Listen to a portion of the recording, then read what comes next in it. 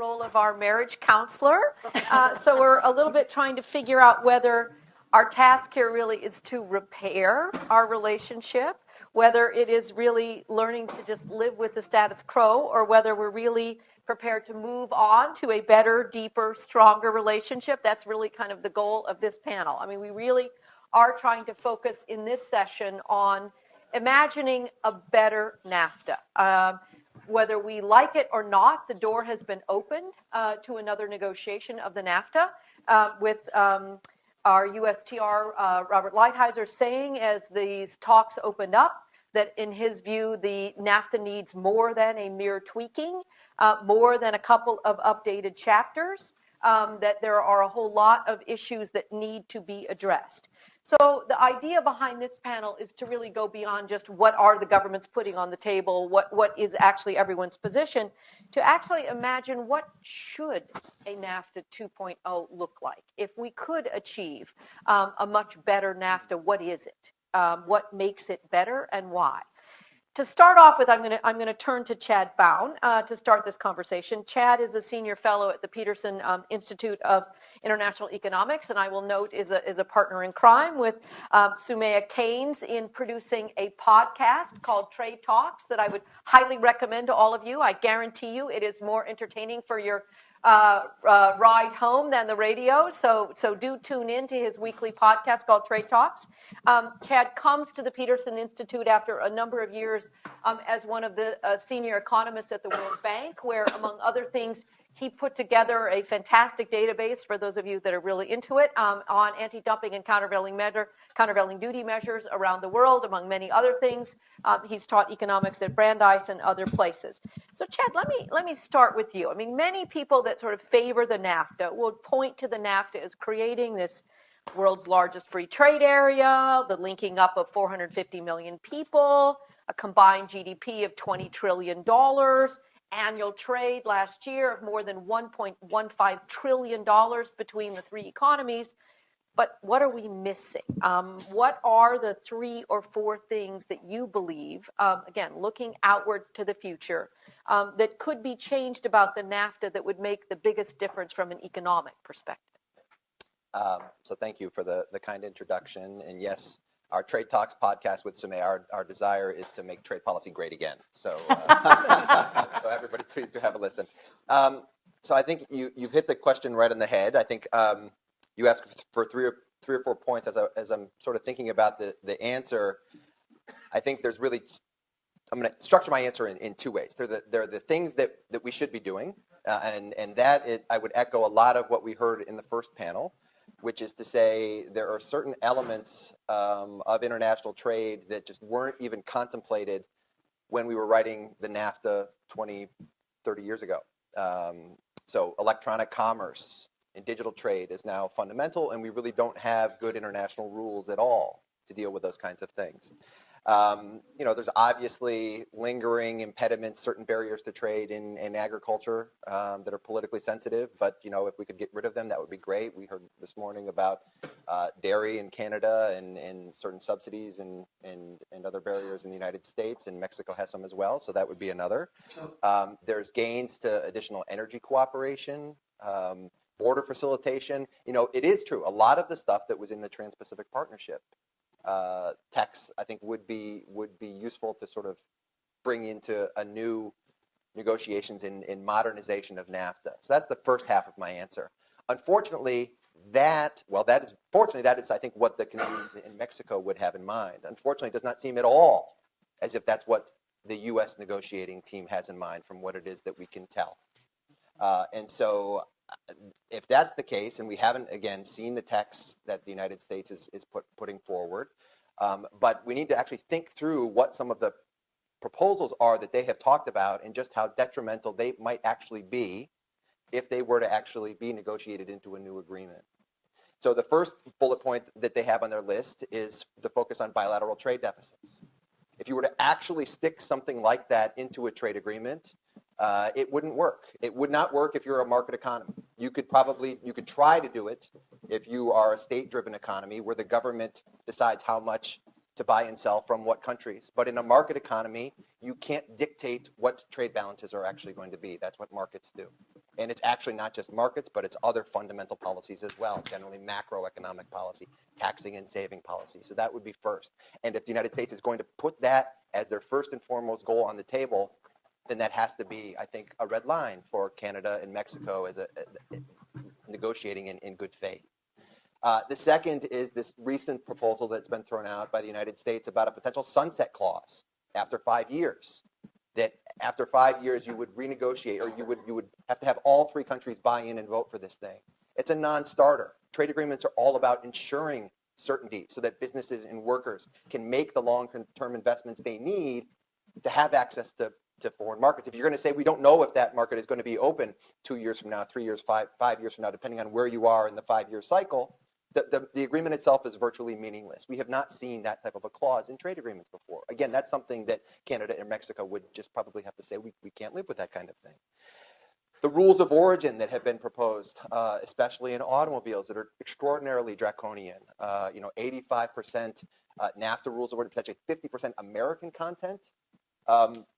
This not only hurts, this hurts all of North America effectively. It makes North American produced manufactured goods, but also automobiles less competitive with respect to European produced automobiles, Asian produced automobiles. It makes it more difficult for North America to compete. Canada and Mexico, I think, certainly recognize this. For whatever reason, the American negotiators don't. And then there's a whole host of other issues we've talked about a little this morning. Chapter 19, for example, the special dispute settlement function that allows for the challenging of anti-dumping countervailing duties. When I went and looked at that data, you might say, well, there haven't actually been a whole lot of U.S. anti-dumping countervail against Canada and Mexico over the NAFTA period. So maybe Canada and Mexico will be willing to give this up. Well, I think arguably part of the reason why we haven't seen a lot of activity is because of Chapter 19, for one. But second, we've seen the extreme rhetoric and unilateral actions of the Trump administration over their first couple of months in office, and that sends a strong signal to Canada and Mexico to fight tooth and nail for that provision. And again, as an American, I'm hesitant to advise Canada or Mexico for what to stick up for in the negotiations. But I think the Trump administration's own actions have made it clear what things like that are in terms of the priorities. So in my mind, I think, yes, we have aspirational things that we would like to achieve that would be great, but a lot of it is really just holding on to what it is that we've already got in the existing deal. And if that's going to go away, then unfortunately the whole deal might end up going away. I'd like to bring Melinda St. Louis into the conversation for her perspective. Melinda is currently the International Campaigns Director with Public Citizens Global Trade Watch, and she's got decades of experience promoting social justice at Jubilee USA Network, Witness for Peace, the Campaign for Labor Rights, and other grassroots groups. So she's been on the front lines of many efforts to put public interest concerns front and center in our trade agreement. So I guess, Melinda, really a similar question to you. I mean, what should we be seeking? When I say we, maybe it's the United States, but maybe just more broadly. What are the 3 or 4 things that you would suggest would make the NAFTA a better agreement? Well, thank you. I would begin by just saying that there has been consensus for a long time from progressive consumer organizations, labor organizations, environmental, family farm groups across the United States, that NAFTA was, while it was branded as a free trade agreement, and I feel like in these conversations we often kind of say free trade and NAFTA synonymously, but actually that NAFTA's actual rules went far beyond what we typically think of as trade and into our domestic policymaking space, and that many of the rules were more about expanding corporate power at the expense of workers, and it has done real harm. And there was some discussion earlier in the earlier panel about this, and obviously that's debated, but it was debated on the panel. But I think it's interesting that the boosters of NAFTA kind of moved away from jobs numbers, even though they promoted NAFTA, saying that there were going to be increased jobs, when actually there have been, certified nearly 1 million jobs specifically certified as lost offshored from NAFTA from a narrow government program. So I think that, and that's, and wage inequality, et cetera. And so I think the political backlash that we saw with the Trans-Pacific Partnership and TPP across the political spectrum, as we discussed earlier, means that it's not going to be acceptable for the renegotiated NAFTA to simply double down on the same one closed-door process that brought us the first NAFTA that was dominated by corporate interests, and to come up with some, quote, modernization. We believe that NAFTA really must be replaced to correct the massive imbalance of interest, of the corporate interest over the public interest. Now, we don't expect that what is on the table from the Trump administration is going to go specifically in the direction that we're talking about. We have a very different critique from the way Donald Trump has talked about trade. Public Citizen is part of the Citizens Trade Campaign Coalition, which is a broad coalition of some of the groups that I mentioned before. And we work closely with allies in Mexico and in Canada, and have consistently had proposals for how to replace NAFTA and what should be included and excluded. So I would say, first and foremost, I think we do need to get rid of some of the elements that were inserted in NAFTA at the beginning that we believe shouldn't have been there in the first place, that were not so much about trade, but about this kind of pushing a specific agenda for large corporate interests. And the first that was discussed on the first panel, I think, is this investor-state dispute settlement mechanism, that we need to eliminate these rules. The Cato Institute has said that they incentivize offshoring of jobs. We are concerned about how it empowers corporations to attack democratic policies in unaccountable tribunals. It's become a very toxic element of these trade agreements, and I believe that's for good reasons. Empowering multinational corporations to skirt domestic courts and before tribunals of 3 private lawyers for unlimited taxpayer money is quite problematic. And we have seen a toxics bans policy, land use policy, environmental impact assessments, green energy policies, challenged through these investor-state dispute settlements. So I think we really feel strongly that is the first thing that must go. And other rules that we think should be removed around these, we mentioned intellectual property rules that drive up the cost of medicines and blocking generic competition, rules that required us to import goods and services that don't meet domestic safety and environmental standards. Those types of rules are not so much about trade, but they were about kind of pushing a deregulatory agenda that we don't think is appropriate for these agreements. And we also need to rebalance and ensure that there are strong, binding, and environmental labor and environmental standards that are in the core text, and we've talked about that earlier. And we have to make sure they're actually enforced. Actually, what was in TPP did not go nearly far enough, and that's why the labor movement was united in opposing the TPP at the end, because what we've seen even in more recent FTAs that include supposedly enforceable labor standards is that they have not been used. They have not been enforced. We have seen, a continued race to the bottom, and we've seen implications. And again, all of the things that I've mentioned here are part of a tri-national civil society kind of agenda that's been put forward about these. There are many other things, but I'll leave it there for now. I want to now turn to our colleagues that have come in from Canada and Mexico to get, again, their perspective. And I'm going to start with my dear friend Deborah Steger, who's come in from Ottawa to be with us. Deborah is currently the Hyman Soloway Chair at the University of Ottawa Law School, but comes to this with a long background in trade, was the director of the Secretariat of the Appellate Body in Geneva, was a longtime negotiator for the Government of Canada. So Deborah, sort of same question for you. All right, so again, I'm trying to look forward, the future here. I mean, what should, not what is, but what should the Government of Canada be seeking in these negotiations, and why?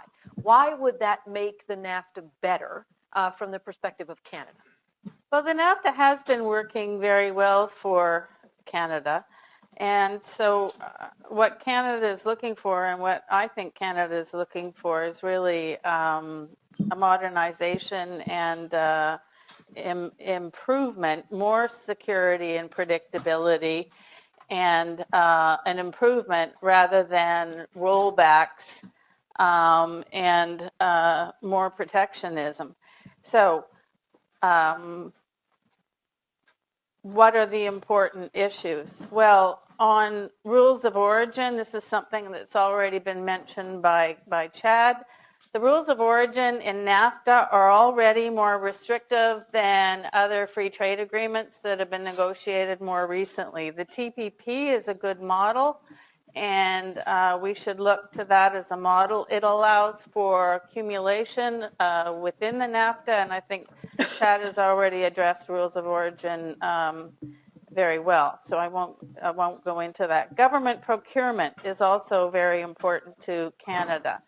On this point, Canada wants to expand the list of subnational agencies that are covered in the United States, and if that happens, then Canada would be willing to expand the list to state, to provincial and municipal agencies, as Canada has in the Canada-EU CETA. Government procurement was a very big part of the CETA, worth a lot in terms of the value of trade, in terms of dollars, but Canada cannot and will not do that unless the United States does that as well. But so far what the U.S. has said is that they want to revert to Buy America and restrict the number of federal agencies that are covered by the current NAFTA. So that is not on the table so far.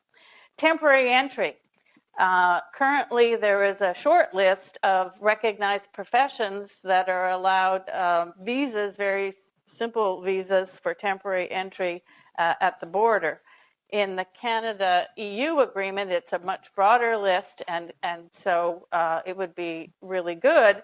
And Canada is seeking a much longer list of professions that would be covered. For example, technical writers are covered now, and teachers, and engineers, and some professions. But journalists are not. Technical writers are, journalists are not. So there's some funny anomalies, and the list needs to be extended. Trade facilitation, regulatory coherence cooperation.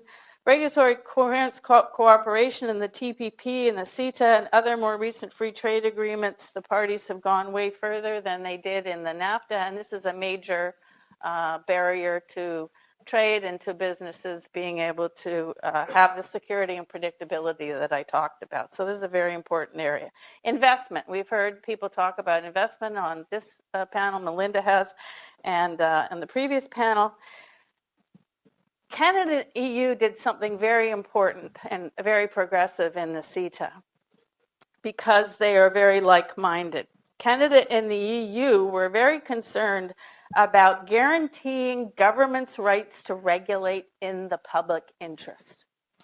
And they protected that in a whole host of different ways by clarifying the rules on fair and equitable treatment and expropriation, by adding exceptions clauses, by limiting investor state claims to fair and equitable treatment and expropriation, but not discrimination, etc.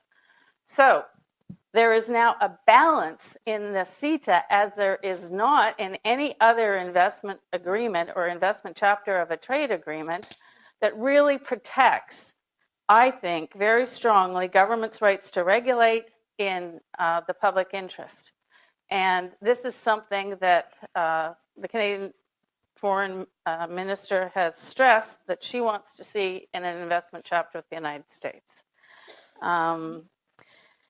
The other areas that I think are very important are environment, labor, gender equality, Indigenous rights. All chapters that Canada has said that they want to see in a modernized NAFTA.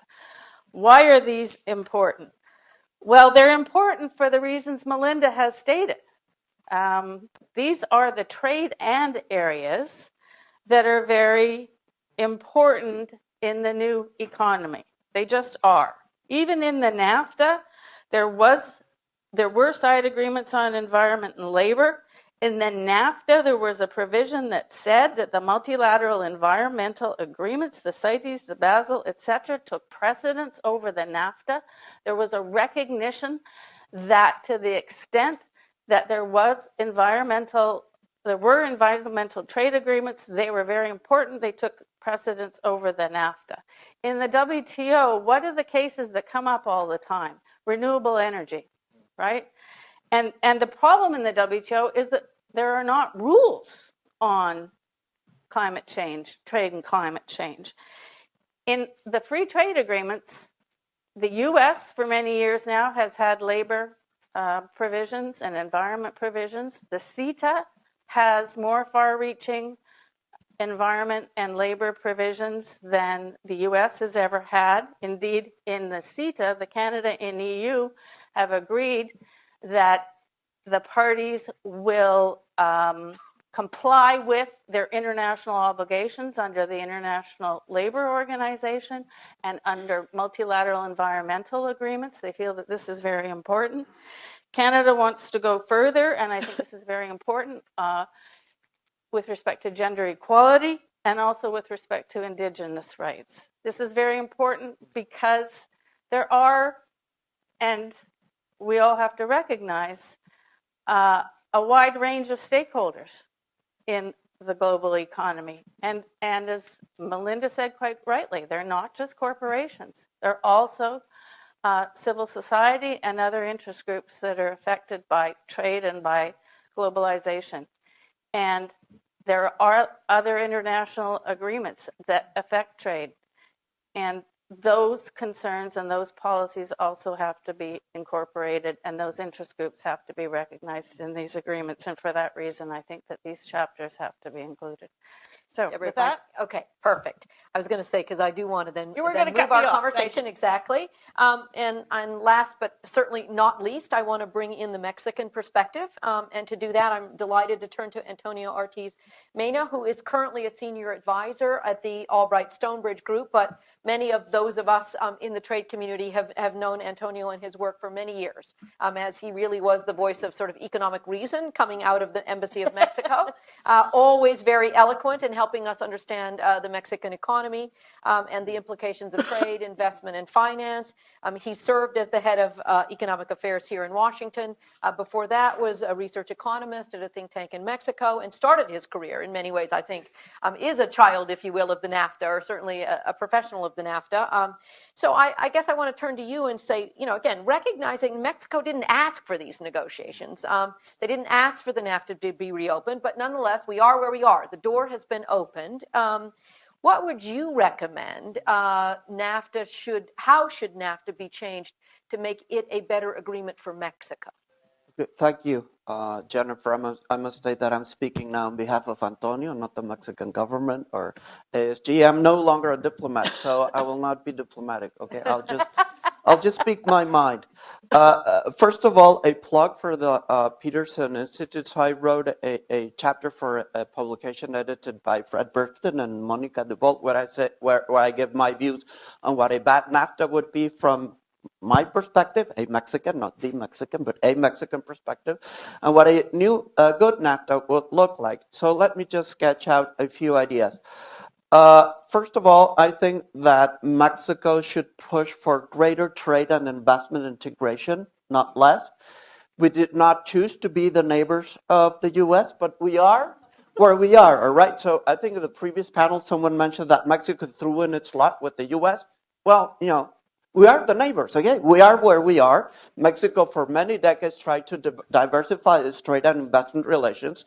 There's something called, size and distance, which pretty much determine trade flows. And we are where we are, and we'll remain here. I think that's just a basic truth that has to be recognized. And I hope that the U.S. also recognize that, right? We're not going anywhere. They will have to deal with Mexico. That being said, I think it's very important to increase the scope and coverage of the NAFTA by increasing especially trade and services. The coverage was pretty limited back then, and I would highlight financial services and telecoms, which I believe are basic for the competitiveness of the Mexican economy, and that could also help a lot of SMEs that had not benefited as much as they could have. So much more coverage in terms of financial services and telecoms. Likewise, energy. Mexico did an energy reform a short time ago. I think it's important to incorporate that into the agreement. In terms of rules of origin, my concern is not so much the level of the rules of origin, but the rigidity. Every time a rule of origin has to be changed, it's just a huge political battle. And, maybe by the time negotiations end, the rules of origin will be obsolete. So my suggestion would be to have a more flexible agreement. I think that NAFTA is really pretty rigid, and it's in a way set in stone, and it is not easy to adapt it to new needs as technological changes takes place. And a lot of the discussions are sort of looking at the past, not at the future. If you hear the U.S. administration, they talk about coal and about steel. That reminds me of Europe after World War II. The European coal and steel community. I think we have to sort of think very differently and think about the revolution in genomics and nanotechnology and big data, and whether 3D printing will change economies of scale, and all that's happening now, and we have to think of trade agreements from that perspective. So I would, in addition to focusing on trade and services, be in favor of a more flexible agreement that's looking towards the future, which we still don't know and understand, but so that it can encompass those rules. I would also recommend that a focus be made on dispute settlement mechanisms. The NAFTA Chapter 20 does not work very well. That's the interstate dispute settlement mechanism, because it's difficult to establish panels. So I think that needs a fix. I don't think that Mexico should accept doing away with NAFTA Chapter 19, because it does face a lot of AD/CVD actions by the U.S. on both steel and agricultural exports, and that creates uncertainty, and I don't think that helps anyone. And the other side of the coin is that Canada and Mexico are the first and second most important markets for the U.S. And if the U.S. wants to engage in more arbitrary behavior, then Canada and Mexico would do likewise. I think we would all be worse off. So I think there's a self-interest in keeping Chapter 19. But if I could get a wish list, I would actually try and get rid of Chapter 19 and use competition policy instead, and focus on oligopoly and controlling those big corporations. Another thing that I don't think has been discussed enough in Mexico is procurement, and especially procurement at the sub-federal level. In Mexico, a lot of us are absolutely fed up with corruption. We've had it up to here, okay? We've absolutely had it. And I think that if you can bring international rules to bear on corruption in Mexico, that would be a positive thing. And there's a lot of corruption in Mexico at the state level. So if you bring tenders at the state level to international rules, that would shed some light. I don't think a lot of Mexican governors would be very happy with my recommendations, but I'm not a Mexican governor. So I think we should go for that, and at the same time ask the U.S. to get rid of these Buy American provisions, a lot of provisions that just help vested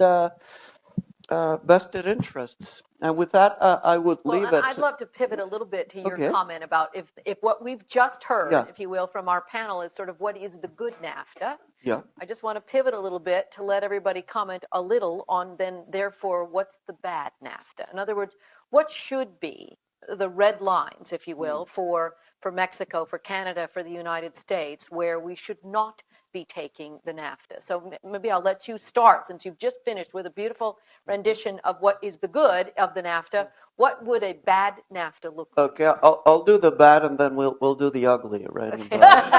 That's a lot of ugly. Good, bad, and ugly. Oh man. Okay, so the bad, what I would consider the red lines, any trade restrictions related to trade balances, first of all, I think it is nonsensical, okay, just from an economic one-on-one perspective. And secondly, I don't think it would be practicable. I think that if the U.S. is concerned about fostering investment and creating jobs, there are much better ways to do this than to focus on the trade balance and to increase the level of rules of origin. So first of all, anything having to do with the trade balance. Secondly, the proposed elimination of the global safeguard exception. That for me, that would be a red line, and maybe Chad would want to talk about that. Another red line. The sunset clause is another red line. Again, trade agreements are supposed to provide certainty, and the only certainty the sunset clause would provide is that there would be uncertainty every 5 years. For me, that's just a complete no-go. Eliminating Chapter 19 would be a no-go for me, except if the U.S. decides not to use AD/CVD and then say, let's focus on competition policy. I'm all for that.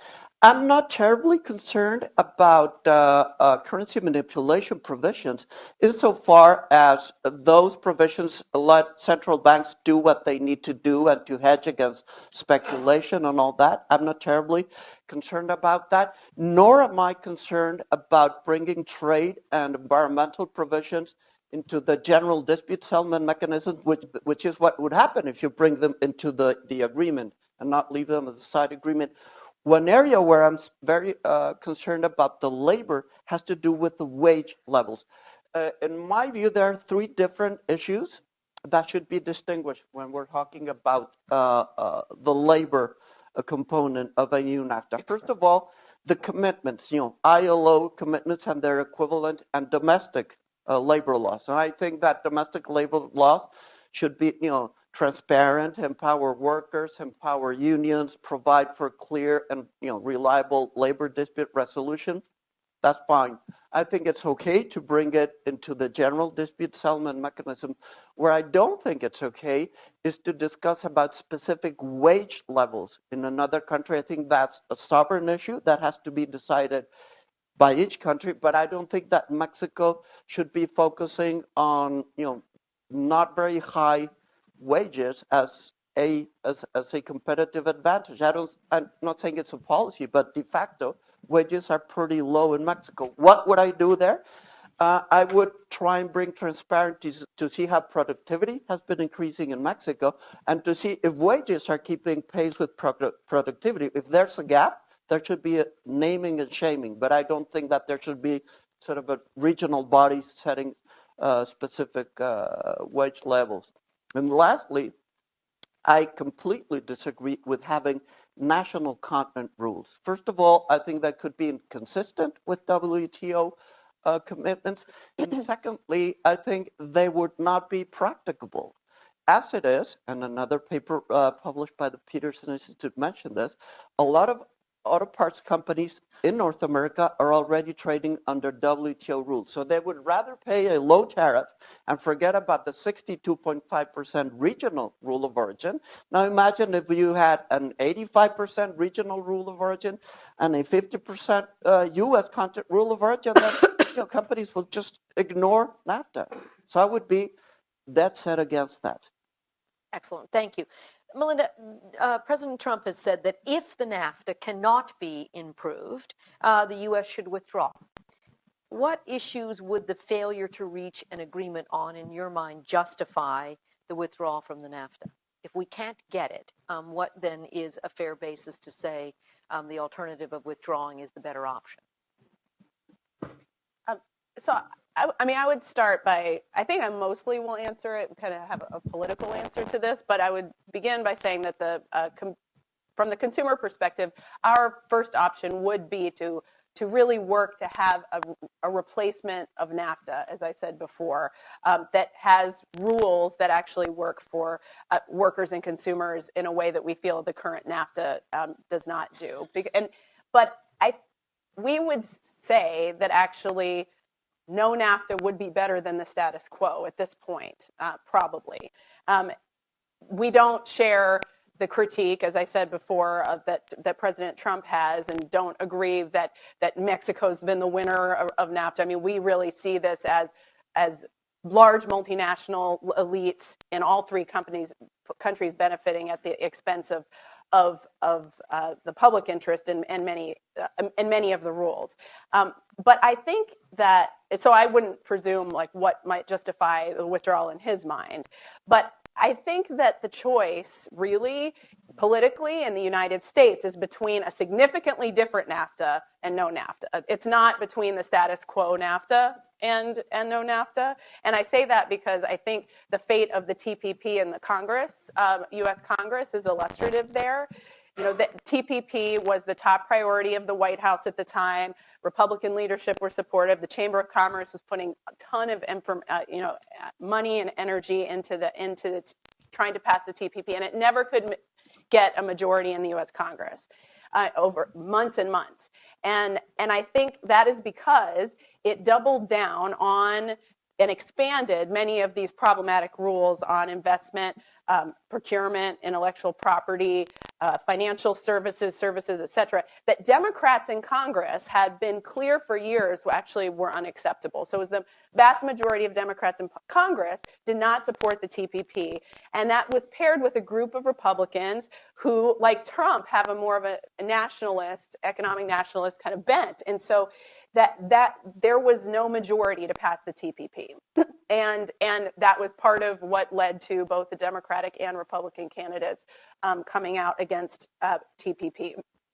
And so I think that same math, congressional math, would ensure a similar fate to a NAFTA that is basically a TPP 2.0, which we're hearing many of the some who are talking about modernization are pushing for. So I think that if you were to just put TPP rules on digital trade, that is kind of at the behest of some of the high tech companies in the U.S. that doesn't adequately address privacy concerns, consumer protection concerns around data, or if you put in the very extreme monopoly rules on TPP for intellectual property that were being pushed by the big pharmaceutical lobby, I think you would end up with, an agreement that could not pass Congress, and it would not deliver the actual outcomes for the base of voters that voted for President Trump that he feels like he needs to deliver for.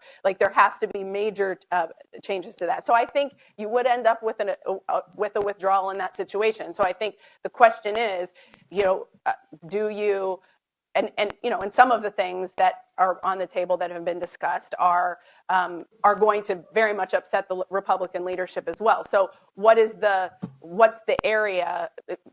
What is the constitution of elements of changes that we require, that the progressive base requires, that I think could lead you to a place where there's something that could eventually pass Congress? So, Deborah, how about from the Canadian perspective? What are the red lines there? I mean, from Canada's perspective, what does a bad NAFTA look like? And I wondered if you can sort of comment on whether you think the Canadians perceive it the same way that Melinda is describing. That, in other words, the status quo, just leaving NAFTA as it is, assuming we don't get any agreement, is actually no longer on the table. I mean, as Melinda is describing it, we're going to end up either with a better NAFTA or the end of NAFTA. Is that how it's perceived in Canada these days? I don't think that's how it's. Let me start with your last question, because you asked the termination question. I don't think it's perceived that if the existing NAFTA were to continue, that would be a bad thing. Because for Canada, the perception and even the public opinion polls are very much in favor of the NAFTA. And as I understand the legal position in the United States from experts such as Joel Trachtman, if the president were to give notice to terminate, there's still a number of things Congress would have to do, including repeal of the legislation, etc. And it's not clear at all that all of that would happen. So NAFTA might indeed continue. I'll just leave that for all of you U.S. lawyers to mull about and think about. But red lines for Canada, I think there are a number of red lines for Canada. And there probably are for Mexico too. A number of the ones that Antonio already outlined, I would certainly agree with all of those. And I'll just reiterate a couple of them to highlight them, because every single thing he said is on my long list. I'm not going to repeat it all. But government procurement is a big one.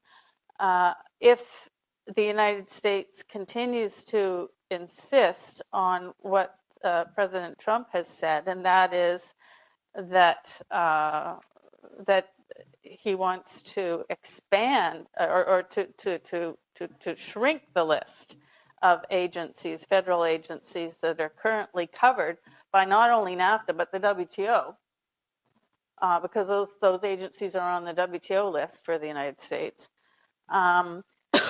Then I think that would be a deal breaker for sure for Canada. Investment, I don't know if you mentioned this on Antonio or not. The opt-in idea, I think, is probably a deal breaker. And especially the idea, why in the world would the United States want not to opt in? And if the United States didn't opt in, why would Mexico and the United States want an investment chapter? Or Canada and Mexico want to opt into an investment chapter that the United States did not accept. I would think that the investment chapter benefits the United States more than it does Canada and Mexico. Sunset clause is obviously an important one. The dispute settlement issues that Antonio raised, special safeguard provisions in Chapter 8. So there's a whole host of them. Rules of origin. I think for Canada at this point, because the government has come out so strongly and basically promised the interest groups an environment, labor, gender equality chapters, those are going to have to be deal breakers as well, because it has come out publicly. The interest groups are following and the minister to the negotiations, and having made those promises publicly, if there aren't chapters, there's going to be a lot of opposition in Canada. So, Chad, I guess I wondered if I could turn to you for some sense of the economic implications of, let's say we end up in the scenario that to some degree Melinda has outlined, where we can't get a deal on a better NAFTA. And it turns out that for political reasons in the United States, the status quo of just leaving things as is not acceptable. And we do end up in this place of withdrawing from the NAFTA. And I would agree with Deborah, there's going to be a lot of legal and political issues about exactly how that process works and the relationship between the Congress and the president over whether the president can simply do this on his own or whether, in fact, it's going to take a significant amount of involvement in Congress. So let's leave that aside. But Chad, what are the economic implications of withdrawal? What sectors in the U.S. or Canada or Mexico would be most impacted one way or the other if we were to eliminate the NAFTA? Well, I'm cognizant of the fact that my good friend Simon Lester called out economists in the last session for trying to predict when trade agreements would actually happen. So trying to predict in the reverse direction when trade agreements disappear, I should probably stay away from as well. I mean, so the way economists would think about this is, we write down a model and we try to envision the sets of policy changes that would be made, and we model it as best we can as we understand the underlying relationships, try to explain to the world what we envision could happen. But I have to be honest, in the context of NAFTA, we're not really sure. And part of that is because so much of what's happened over the last 20 years through the development of cross-border supply chains in the automobile sector, in electronics, and a lot of other agriculture even, we don't have really good data to sort of measure these things. We talked this morning about the trade flows and the $60 billion trade deficit between the United States and Mexico. That's the gross flows number. The relevant number is actually the value added number, right? So how much you have to take into consideration how much of the stuff that we actually import from Mexico into the United States is actually American content, right? Because we're just sort of buying it from ourselves. We've just sent it to Mexico to do some additional assembly. The difficulty is we don't have data on that kind of thing. And it's the same sort of story when we're trying to predict job losses. Now, if we had to guess, what would it be? Well, from the folks that are complaining in the private sector, it's and are most concerned in the private sector, it's those with supply chains that are highly integrated. So it is automobiles, it is electronics. There's also the scope for potential retaliation that we have to be worried about. And Mexico, has made clear, especially in agriculture, that they're seeking to diversify and they're looking at new partners when it comes to products like corn and soybeans. And the American agricultural community obviously has benefited tremendously in terms of access to the Mexican market. But I think it also is going to depend on what the final withdrawal would look like, and then if that's the last step. To be honest, the world is also very different today from where it was in 1993, because all of the countries have reduced their external trade barriers toward the rest of the world tremendously, both through the Uruguay round and then through other free trade agreements that the countries have signed. Though, of course, out of all of those countries, the United States is perhaps integrated with the rest of the world least. So we already heard this morning that Mexico has signed, dozens of free trade agreements with major economies, right? So Europe and Japan, Canada has done the same, Korea. And the concern that even though in the data, right, the United States feels as though it has this asymmetric relationship, that Canada and Mexico are much more reliant on the United States than we are on those two markets, those other two countries are in a sense better positioned to walk away from the deal, despite the gravity concerns that you talked about, because they have free trade deals with everybody else. In the United States, all of a sudden, American companies now face tougher terms of access in the Canadian market with European companies or with Japanese companies, because now Americans have to pay tariffs to get into that market that the Japanese and the Europeans don't, and the same thing in Mexico.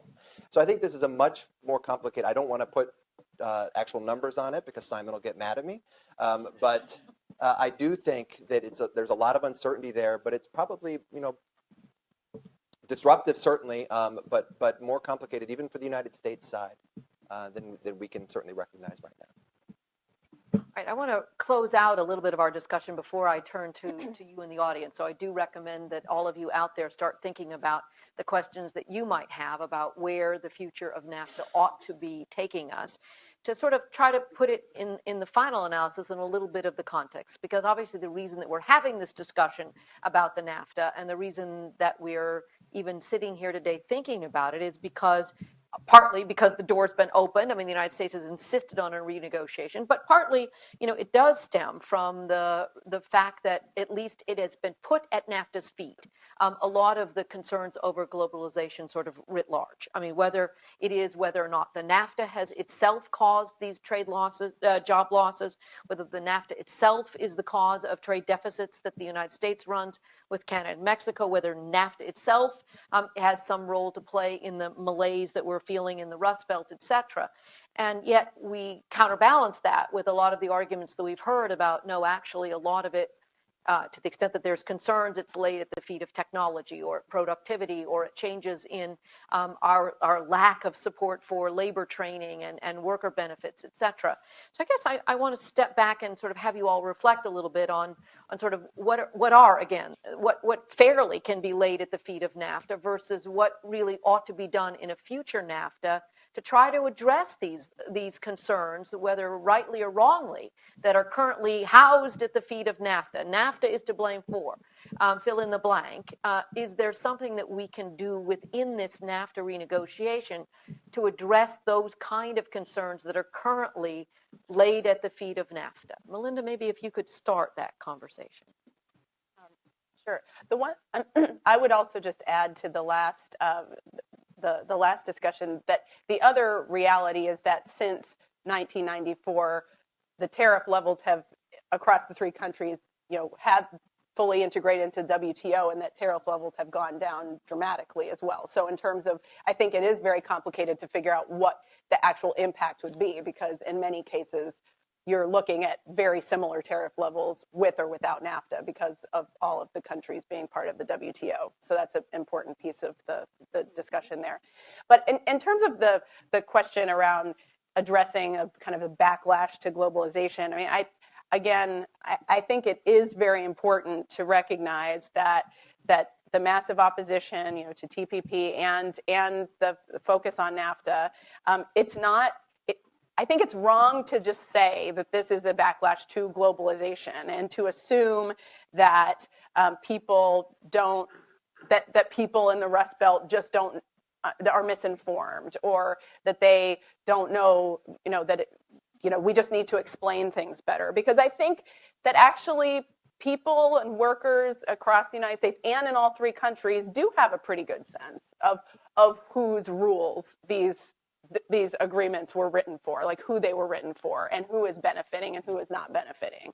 And so, I think that it's a backlash to a specific set of policy decisions that were chosen. It's not, the way that globalization is happening is not just kind of a natural thing about the, thing in the world. It was based on specific decisions and who was at the table, who was part of writing those rules, who and who benefits them. So I think it's really important to keep that in mind. And not just because I happen to believe it, but I also think politically that assuming that people who revolted against the status quo model are just informed, and then you don't take seriously the need to change the skewed rules, then you're continuing to keep the fertile ground for the kind of discontent that leads to the election of economic populists, that leads to Donald Trump's, that leads to, potentially, if you're not careful, to autarky itself. But, if you're not addressing the root cause, then people are more susceptible to look at scapegoating people from other countries, or et cetera, if you're not dealing with the actual issues that people are facing. So I think it's important so the thing I would say is it's important to take seriously the critique. And I really think what's important is opening up the process. And I've said this a couple of times, and it's just kind of been, I just want to say it very clearly, that negotiating with the current system of behind closed doors negotiations with 500 cleared advisors, 9 out of 10 of them represent the large corporations or their trade associations. That from the outside is seen as very biased. If you, and you need to open it up, have a real public debate, see what's actually being negotiated in our names, as for the public, will make a huge difference in terms of people trusting that what's happening is actually going to benefit them, and then needing to actually look at changing those rules, and some of the ones that I already mentioned, but that focus on delivering outcomes, for them. And I agree, it is not just NAFTA, but it is important to recognize that there are pieces. There are over 900,000 jobs specifically certified under trade adjustment assistance of people who lost their jobs for offshoring due to NAFTA. And the same corporations that push this model are also the same, in many cases, the same corporations that are going after the right to freedom of association in the United States, that are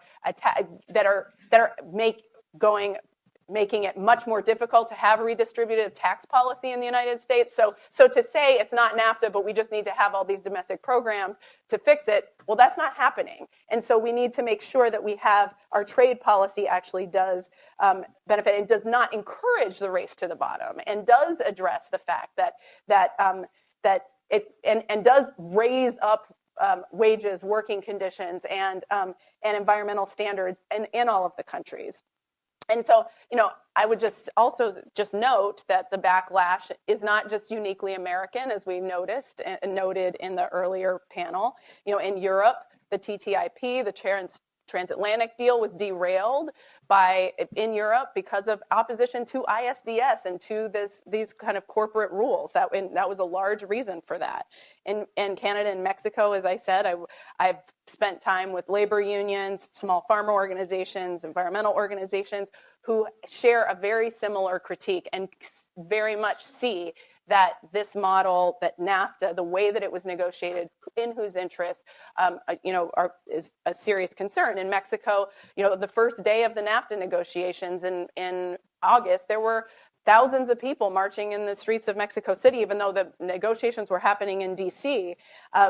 People were feeling, and in the fact that the NAFTA required the change to the Mexican Constitution, or to get ready to be part of NAFTA, they needed to change their constitution to dismantle the ejido system, was part of the reason for the Zapatista uprising. So, I mean, I think there have been serious concerns, in some of these other countries around this model, and it needs to be taken seriously. Chad, what do you think? Do you agree with Melinda? And then sort of stepping back a little bit more broadly from an economic perspective, I mean, how much of this really genuinely felt belief among a fair number of U.S. workers that they're falling behind or at least stagnating in terms of their wages? How much of that can fairly be laid at the feet of NAFTA? And what is the best way to think about the role of trade and trade agreements in this broader globalization story? So I agree with a lot of the ills that have been identified. That there have been pockets of workers, especially in the Midwest and certain areas of the country, certain communities that have suffered over the last 20, 30 years. I would put a very, very small number of that on NAFTA. I mean, good economic studies by the best researchers that we have find that NAFTA has had very, very small effects. We do now in the economics research thinks that there are some effects of imports from China. But even there, it's the order of, maybe at the outside, 15 to 20% of the job losses in manufacturing that we've seen over the China decade of the first 2000s. The rest is all of the other stuff. It's automation. It's robots. It's new technology. It's consumers changing what they want. These numbers about 900,000 certified workers, and I am not disputing those numbers, but you have to think about those in the context of normal job churning in the United States, which is, tens of millions of people per year. So, I mean, my only point on all of this is I think we're going to run into the same problem. If for those folks that were excessively cheerleading NAFTA 20 years ago as saying that it was going to solve all of these problems, by saying today that getting rid of NAFTA is going to solve all of the problems facing labor adjustment in the United States, facing excessive corporate control over pharmaceuticals or whatever have you, you're just going to disappoint the folks that you're telling these stories to. We really need to address with the fundamental underlying economic domestic policies that we have at our disposal the ills. Trade policy, trade agreements just aren't designed to do that. Trade agreements are just designed really to make sure that countries don't do bad things to each other. And that's kind of what they should be left with. Now, I'm glad we don't have time to get into the details of this. In the next session, I think Ted Alden is going to talk about the failures of U.S. domestic policy. And so please, everybody, stick around to hear what Ted has to say on the details of this. But that's exactly what it is that we should be doing. We can't control these things, unfortunately, with any kind of trade agreement. All right, Deborah, what do you think? Do Canadians, A, share this anti-globalization sentiment that we're hearing here? And B, what is your take on what things Canada should be seeking in the NAFTA to address them? What are Canada's big globalization concerns? Well, in a word, no. Canadians do not share this anti-globalization sentiment. But I just want to sort of pick up on what Chad said, the last couple of sentences. Trade agreements provide a framework to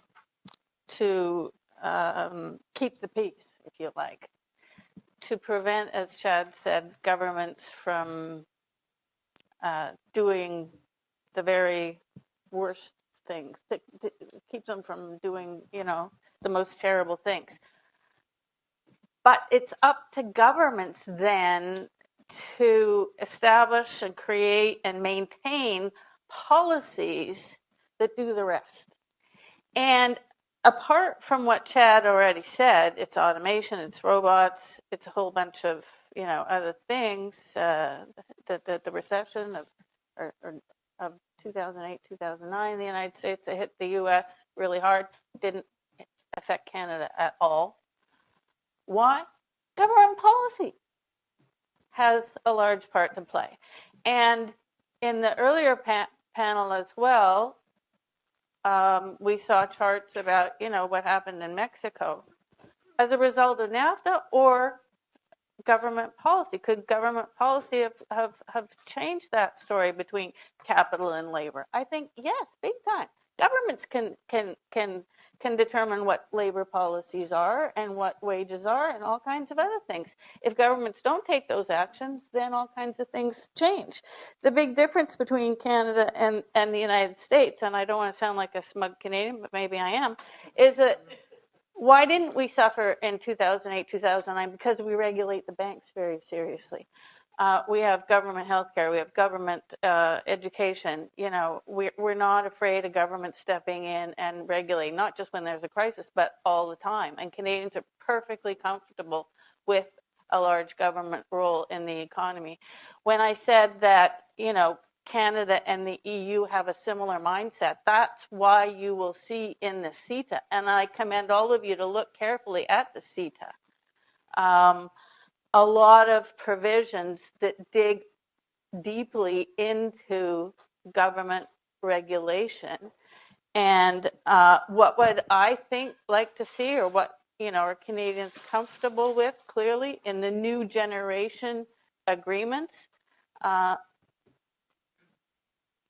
Agreements that deal with regulatory cooperation, that deal with standards, that deal with environment, labor. And I mentioned the investment chapter, a very different type of investment chapter that says to the tribunals, public health, environment, a whole range of natural resources, a whole range of public policy areas are off limits when it comes to investor state claims, and protects government's rights to regulate. So, you know, these things are very important, and if anything, you know, but this is anathema to some governments. One of the options is to go for deeper integration, and you know, I don't know, it's been said in many magazines around the world, maybe a little bit more Canada would be good for North America, more, you know, regulation, and putting more of these things into the NAFTA to prevent governments from doing the bad things, but that's an option. Antonia, I'm going to let you have the last word before we open it up to the audience for questions. I mean, if you think about it, President Trump seems to think that the major problem with the NAFTA is that Mexico used the NAFTA to take advantage of the United States and to take jobs from the United States. So I guess I'm wanting to give you the last sense of how's it seen in Mexico, and what are the concerns about the effect that NAFTA has had on the Mexican economy, on Mexico's relationship with the United States, and its relationship with Canada? Well, I would say that President Trump has done two wonderful things. The first one is that he has managed to unite Mexicans in favor of NAFTA, all right? So there were a lot of strong critics of NAFTA, but when last April it appeared that the U.S. would actually withdraw from NAFTA, even, you know, erstwhile critics were saying, no, that is not a good idea. So even though a lot of people criticized NAFTA, when it became a reality that, you know, NAFTA could go by the wayside, they said, no, that is not a good idea. Let's modernize it, let's improve it, etc. But it's not a good idea to just ditch it. And I would say that there's a broad consensus across the political spectrum that it's better to have NAFTA than not to have NAFTA, and that it's better to improve NAFTA roughly along the lines that I suggested than to just have the U.S. withdraw from NAFTA. The second thing he managed to do is to unite Mexicans in terms of their views of the United States, and I really am, you know, pretty concerned. So the Pew Research Center issued a survey mid-September, and just let me quote this: more Mexicans view the U.S. unfavorably than at any time in the past decade and a half. Nearly 2/3 of Mexicans express a negative opinion of the U.S., more than double the share just 2 years ago. That's one item that I think we should reflect upon. And secondly, in Mexico, the image of the U.S. president is at a record low. During the previous administration, roughly half of Mexicans had confidence that the U.S. president would do the right thing regarding world affairs. And right now, 5% believe that. So 93% do not believe that the U.S. president will do the right thing in world affairs. And I think this should be a big concern for Mexico, Canada, and the U.S. because this sets a limit in terms of what Mexico can accept in terms of a NAFTA modernization or a NAFTA renegotiation, again, regardless of political party, regardless of persuasion. And in terms of what I think are fair criticism of NAFTA, I would say, and this is not an opinion, this is a fact, not an alternative fact, a fact, okay, is that Mexico is more unequal now than it was in 1994. Gerardo has done great research on regional disparities. So it's not that the South and Southeast has become poorer, but the center and the North has become wealthier. So the distance across all socioeconomic indicators between the Mexican Southeast and the Mexican center and the North is greater now than it was before. And I think that NAFTA could, in a way, help to alleviate that. How? By making sure that there are no, endless AD/CVD duties against Mexican ag exports, no, say, sanitary and phytosanitary barriers that are not science-based, maybe even doing away with the Jones Act, as long as we're here with the wish list, okay? So what would that do? If you have certainty, then you had greater investment in terms of infrastructure in the South and Southeast for production in those regions where there are the poorest Mexicans, and that tend to be indigenous Mexicans. So I think that would help boost the Mexican economy in the South, in the Southeast, and connect it to Canada and to the U.S. And I would also be strongly in favor of the much stronger labor provisions with the specific caveat that I mentioned. I'm in favor of the indigenous groups provisions. I'm totally in favor of the gender perspective. I think that has to be included. Excellent. I now really would like to open this conversation. Yeah, we can have an agreement. This is Mexico-Canada agreement. We don't know where the U.S. is. If you want to join us, that's fine. Yeah. I would like to open the conversation. There's microphones at either end. Again, so I would welcome your questions on this idea of thinking about what should or could be our NAFTA 2.0. David, go ahead. This is both a question and a comment, and I would greatly appreciate Chad's reflections. Auto trade is about 25% of the total manufactured trade. As someone mentioned a few minutes ago, U.S. MFN tariffs are really quite low on automobiles, 2.5% on cars, about 3% on most auto parts. They're 10% on pickup trucks, so they wouldn't be made again.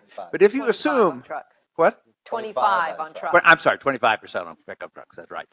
So obviously they're not going to be exported under WTO rules. But in terms of WTO rules, my suggestion or thought is this: Mexico may still be the place to manufacture for North America. Why? First of all, we got the low tariffs. Secondly, there'll probably be some further devaluation if NAFTA is terminated. There won't be any rules of origin. There won't be any many administrative efforts of rules of origin. Mexican manufacturers, which are mostly U.S. manufacturers, can import parts and components from Asia, either duty-free or under the SCMA agreement. They get a rebate on the duties. That'll go away. The limitation on that will go away for Mexico.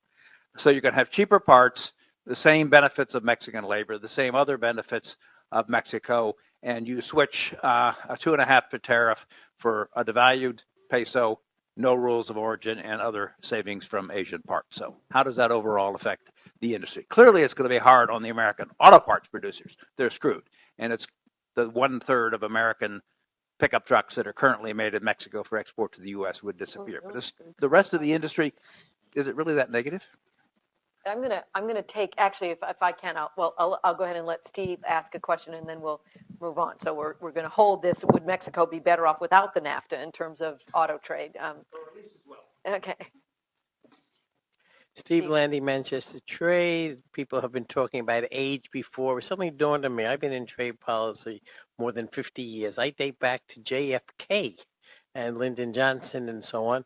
I was also thinking I'm married for more than 50 years. And my comment is that the secret of our marriage, the secret is negotiate. And I don't hear enough of this discussion, negotiation, and I attend many panels on NAFTA. I learn a hell of a lot, but there is not much. Please, there's a decision made with renegotiating NAFTA. I don't want to hear how great NAFTA was, how good it was. That's been already said. It's going to be better.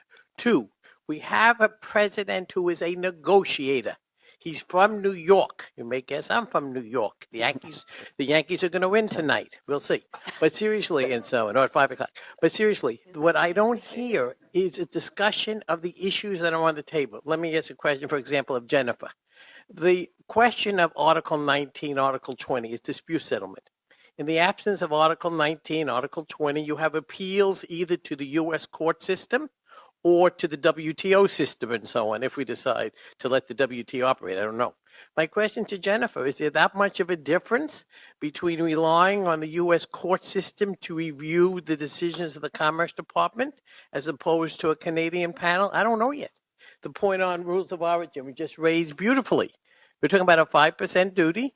Now they're talking about adding a U.S. content. Forget about trade policy problems. I agree that's dumb. But the point is, what happens if there is a requirement? I haven't seen any studies. What percentage? And you can go through each one of those issues. So I think my suggestion is I would like to have a little taste of some of the proposals that are on the table. You got to read Inside U.S. Trade for $2,000 a year, but you'll get an idea of what the proposals are that are sitting there. Government procurement, my last one. There's a new approach. It's saying, we know how it's supposed to operate, but instead of focusing on market access, we want to focus on trade balance.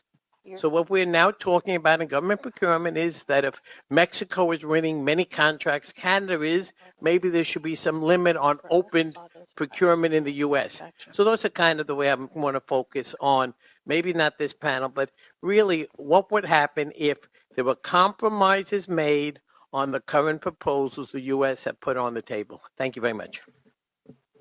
Okay, why don't we take those two, and then we'll see if there are other questions. I've been told by our organizers that we have an additional maybe 10 minutes, or 5 to 10 minutes before we'll invite everyone to get lunch. So, Chad, I don't know whether you want to start with the issue on the autos. Yeah, I'll be very brief. So on autos, I think, David, you raise an interesting question. I don't imagine that they'll be better off because, again, they're going to have to face competition from other areas of the world, whether you're talking about Europe or Asia, that is able to take advantage of supply chains and assembly and lower cost areas. I mean, what we've seen in terms of assembly in in North America is a lot of the smaller, low markup vehicles those are the ones that are moving final assembly to Mexico. So I think that's inherent. I think the question of the institutions really is an interesting one. And I think this is not just a NAFTA issue, and Simon touched on this morning, but we're also seeing this right now with the WTO. The fact that in a lot of these agreements, there's no legislative function to make updates and changes. Now, that's a problem in the short run. It's hard to make incremental improvements over time when you have rational governments. But you might pose the question to yourself, what happens when you don't have rational governments? And if we'll have to reevaluate this question, I think 3, however many years from now, and see how well these institutions do at kind of withstanding the current shock. There may be benefits to having some of these things not be able to be renegotiated in haste that turn out to be beneficial over the long run. And I'll take a moderator's privilege and answer just a little bit of Steve's question. But then again, I would ask my panelists to also think about these issues with respect to dispute settlement and the role that it ought or ought not to play in in the NAFTA. Just to answer your question on Chapter 19, for those of you that don't follow this, Chapter 19 is the process by which you can set up a 3-person panel to judge whether or not an anti-dumping or countervailing duty measure that was implemented by any one of the NAFTA countries does or doesn't is or is not consistent with their own domestic law. So again, you have a panel created that will judge whether or not the United States let's just take, I mean, this is clearly becoming a huge political issue within the NAFTA, largely because I didn't see the margins that came down today, but 2 weeks ago, the Commerce Department announced 220% countervailing duties on imports of Bombardier airplanes coming into the United States as a result of a petition filed by Boeing. I think the dumping margins are probably, I don't know what they are, they're supposed to be announced today, but it wouldn't surprise me if they're over 100%.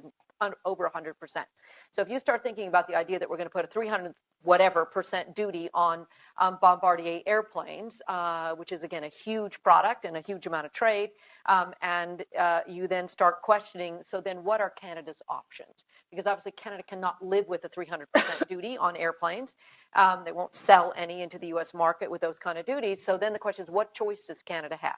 So again, just to answer your question very directly, I mean, so option one, Canada can go to the Court of International Trade in New York and say, oh, these 300% duties are wrong. Either the Commerce Department calculated them wrong, or the International Trade Commission made a mistake when they decided that Boeing was injured by reason of the currently non-existent imports coming in from Canada, but the future prospect of them, that somehow either the Commerce Department or the ITC was wrong.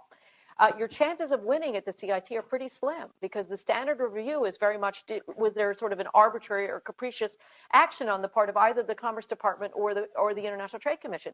The vast majority of the cases that go on appeal to the Court of International Trade, the U.S. government wins. So the chances that Canada can knock out these duties at the Court of International Trade is not high.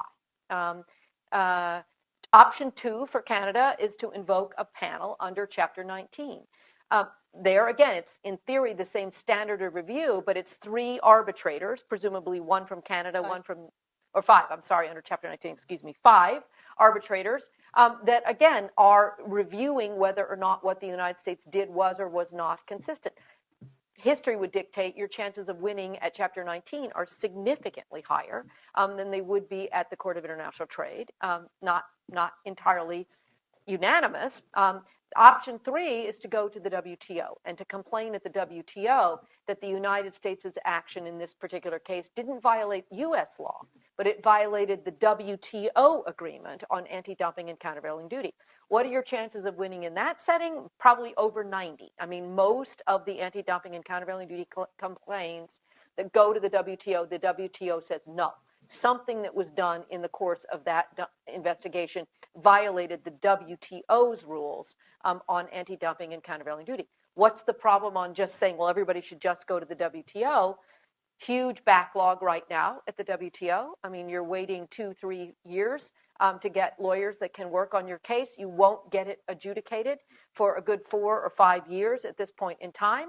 And as many people have alluded, the United States right now has blocked any appointment of any new members of the appellate body. The appellate body consists of 7 members, down to 5 right now, going down to 4 pretty soon as of December. And the United States has simply said, no, we will not allow any discussion of the reappointment of any new members. So real concerns about where dispute settlement between the NAFTA parties ought to take place. Ought it be in domestic courts? Ought it be in some kind of an arbitration tribunal under Chapter 19 for anti-dumping countervailing duties, Chapter 20 for state-to-state disputes, Chapter 11 for investor-state disputes? Is that where it ought to take place? And I will only comment that I think it's the United States that bears the blame for ruining the Chapter 20 process. Chapter 20 was set up within the NAFTA to be the state-to-state dispute mechanism that covers everything other than anti-dumping and countervailing duty, Chapter 19, and other than investment, Chapter 11 was supposed to be done under Chapter 20. What happens to the United States? Along comes the fight over trade in sugar, and Mexico says we want to invoke a Chapter 20 panel because the United States promised that there would be free trade in sugar between the United States and Mexico, and the United States did not provide free trade in sugar. So Mexico wants to bring a claim under Chapter 20 to say, hey, you promised us free trade in sugar. What does the United States do? Every single panelist that is suggested, no, not acceptable, not acceptable, not acceptable, not acceptable. This went on for hundreds of people and many years, where the United States ultimately never allows a panel to be invoked under Chapter 20. Finally, Mexico gets fed up and says, we've had enough of this. They put anti-dumping duties on United States high fructose corn syrup, and again, a corn sweetener coming in from the United States. And what happens? The United States challenges in the WTO that Mexico's duties on high fructose corn syrup violate the anti-dumping rules of the WTO. What does Mexico say in front of the WTO panel?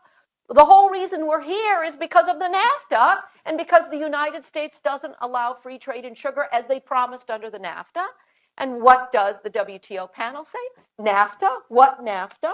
We can't look. We've never heard of the NAFTA. We apply WTO rules, and under the WTO rules, Mexico, your high fructose corn syrup duties violate the anti-dumping agreement, and the United States wins this case.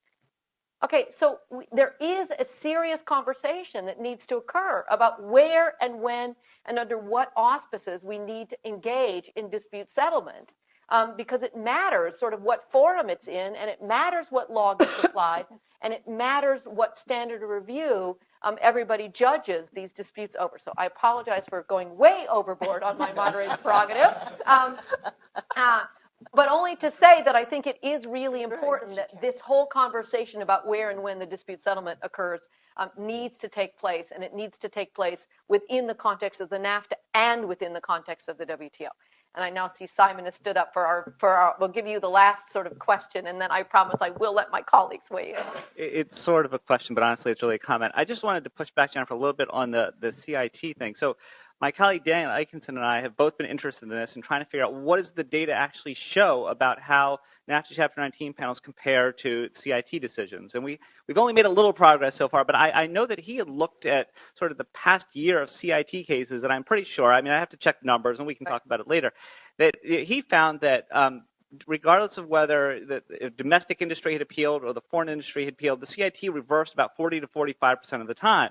So I just think it's important in the context of the Chapter 19 debate to really get some data here. It seems like in the 1980s, there was this concern about the CIT being slow or being biased. And I don't know, maybe it was, but I'm really curious what the case is now. And so I've been looking at that, comparison of NAFTA Chapter 19 cases to CIT cases on injury for a certain period. It's hard. It's really, I don't like collecting data. That's something Chad should be doing.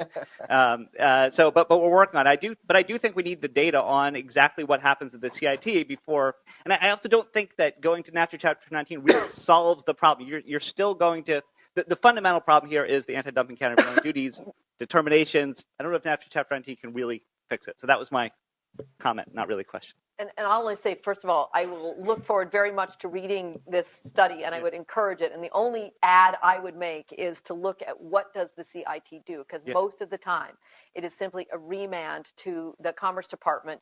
And the bottom line gist of what does the Commerce Department have to do in response is just explain better. Right. I mean, what you get out of it is still, at the end of the day, oftentimes the same or fairly similar decision, but with a more fulsome explanation. We want to look at what the CIT or NAFTA Chapter 19 panel tells the Commerce Department to do or the ITC to do, and what the Commerce Department and ITC actually do in response. So it's a pain to get all this data, but it would really help this debate, I think. And okay. Can you picture working for the Commerce Department in the countervailing duty determination and telling your Secretary of Commerce you have discovered that Mexico is not dumping steel or whatever deals, or the dumping margin is 3% when this whole pass has been saving the U.S. industry through very high margins?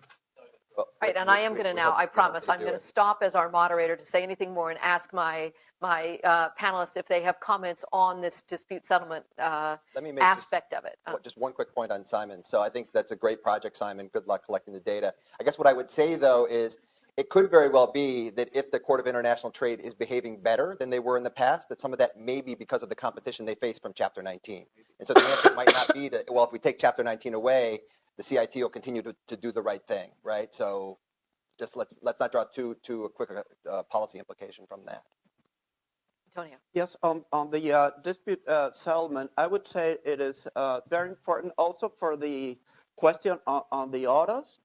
So it's not only an issue of tariffs, and WTO versus Nafta zero tariffs. But the dispute settlement provides certainty of access. Say if the U.S. should start with AD, CVD barriers plus regulatory cooperation that you would get under Nafta, that's much less under the WTO. So I wouldn't just equate it in terms of MFN versus zero tariffs for the autos.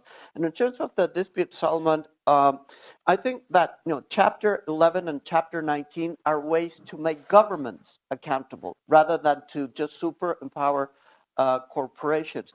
If you have a sort of modernized, improved Chapter 11 like the one that Canada and the EU has, I think it forces the governments to be accountable in terms of their legal basis and scientific basis of the decisions that they take.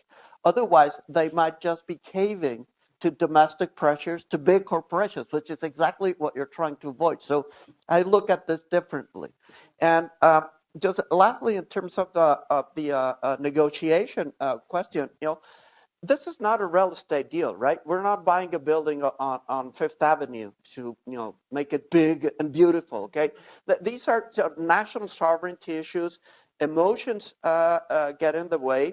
And I think that there is a risk that if the U.S. pushes the Mexican government, I can't speak for the Canadians, but probably into a corner, instead of the U.S. having more leverage, it will have less leverage, and there will not be room for a deal. And as I mentioned, when I quoted some public opinion surveys, in terms of the Mexico-U.S., much more than trade and investment would be at stake. But the whole bilateral relationship in terms of cooperation on undocumented migration, on security, it's not that Mexican negotiators have a quid pro quo, like, okay, we'll keep the 62.5% rule of origin for autos and we'll cooperate on undocumented immigration from Central America. It's not the way it works, but it's just the way politics works. It will be very difficult for any Mexican government to keep with business as usual with the U.S. if there's a big fallout from the NAFTA negotiations. And I just want to make some people aware of that.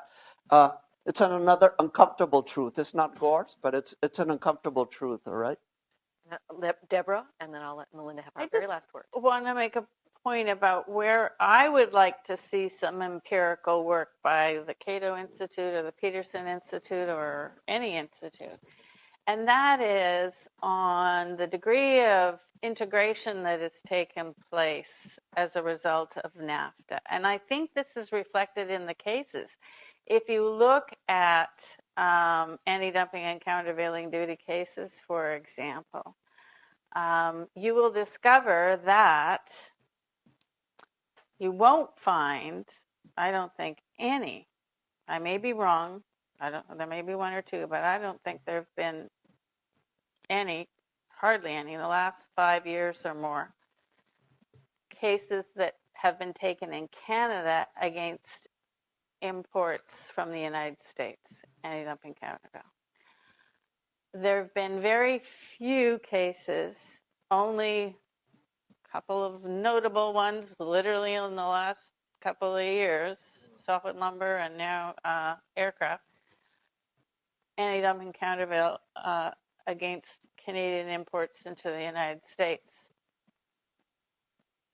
Zero, except for those notable ones, right? The big news stories. Why? Integration. And if you look a bit deeper, even into softwood lumber, you'll find that the companies in Canada, they're not Canadian owned, right? They're U.S. companies. So the U.S. is countervailing and bringing cases against U.S. investors or New Zealand investors, but U.S. investors, okay? In Canada, and who knows whether vice versa, that's Canadians investing in the U.S. or and I don't know whether it's true in Mexico, but it could be U.S. companies in Mexico that are the subject of anti-dumping countervail. I don't know, but I'd be really interested in that because I know even when I was general counsel of the Canadian International Trade Tribunal, which was in the very early days of the Canada-U.S. Free Trade Agreement and the NAFTA. you could see already the integration and the cases that actually involved duopolies, and one U.S. company that was operating in the U.S. going after another U.S. company that happened to have operations in Canada. And it was just like, an antitrust fight, only they were using countervailing duty and anti-dumping laws to try to fight their competitor, who was actually a U.S. company. So I think, and this is why competition rules and competition law is really interesting if you've studied competition law, which I did as well as trade law. There's something much deeper happening in the North American context. And with the NAFTA, integration was accelerated greatly in 23 years. And it's... Deborah, I'm going to have to say we're I just want to say it's not the colloquial, Canadian versus American companies or American versus Mexican company. That's just not the real picture of what's really going on in the North American economy. Okay, with so that. Melinda had one last comment, and then I see that our distinguished luncheon speaker has arrived, so I'll let you close out a last comment. Well, just in terms of the dispute settlement, I would just say that state-to-state settlement is very different in our view than investor-state dispute settlement, because bringing cases based on, there is a diplomatic screen that must go through, because states have to also think defensively about their own policies, space, and the types of regulations they will be taking down the road. Where a corporation is only their motivation is simply their own shareholder, their own bottom line, and so there is much more chance for these very creative, I would say, cases against public interest policies that corporations can bring under Chapter 11, that we would not have the same concerns under state to state. And so because it empowers one class of society, foreign investors, over domestic companies, civil society organizations, governments themselves, to be able to bring these kinds of claims, that's the reason why we see it as a very unbalanced and the prime example of how the rules in these in NAFTA and in these agreements have been kind of at the behest and benefiting the large corporations as opposed to the public interest. So just to clarify that. I don't know whether we have, in fact, arrived at the good, the bad, and the ugly, but nonetheless, I would like to ask you to join me in thanking our wonderful panel.